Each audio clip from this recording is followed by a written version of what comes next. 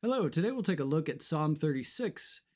It's a usual psalm in that it contrasts wickedness with righteousness, but it's very interesting in how it gives insight into the action of sin within someone's heart. Beginning in verse 1, where it says, "Wrongdoing speaks to the ungodly within his heart.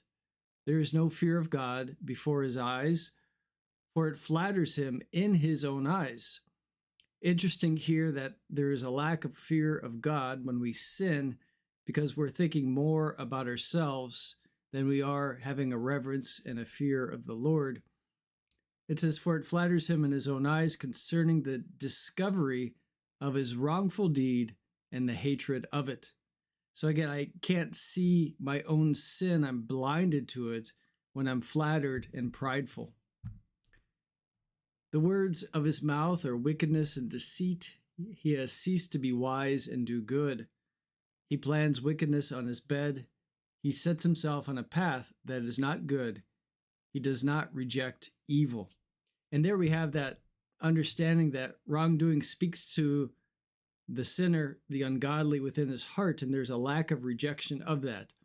So whether I fall into sin by rejecting that in the short term on one given occasion, or make that a regular practice, we have to be careful of what goes on within our hearts, maintaining a proper fear of the Lord and not being prideful or flattered in our own eyes, and staying on the path of wisdom as well.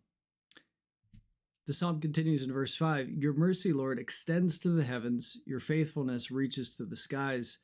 Your righteousness is like the mountains of God. Your judgments are like the great deep. Lord, you protect mankind and animals." And that's the blessing that in Christ we have this protection and freedom from sin itself, the effects of sin, but also the power of sin. How precious is your mercy, God, and the sons of mankind take refuge in the shadow of your wings. So again, it makes me think of how sin is crouched at the doorstep, waiting to take advantage of us when we're weak, when I'm prideful, when I'm not paying attention, and how the Lord is a refuge for me from that. They drink their fill of the abundance of your house, and you allow them to drink from the river of your delights. And here again is another reminder that the path of righteousness is a path of delight and pleasure. The pathway of sin, the crooked path, is empty. And again, the deceitfulness of sin always bears that out, that it leads to pain and death. "For the fountain of life is with you. In your light, we see light." This is the true vision. This is the true sight that we want our eyes open to. Not me projecting myself in pride and flattering myself and not being able to examine my own heart, but seeing God as he is, the giver of good things. "Prolong your mercy to those who know you, and your righteousness to the upright of heart. May the foot of pride not come upon me. May the hand of the wicked not drive me away. Those who do injustice have fallen there. They have been thrust down and cannot rise."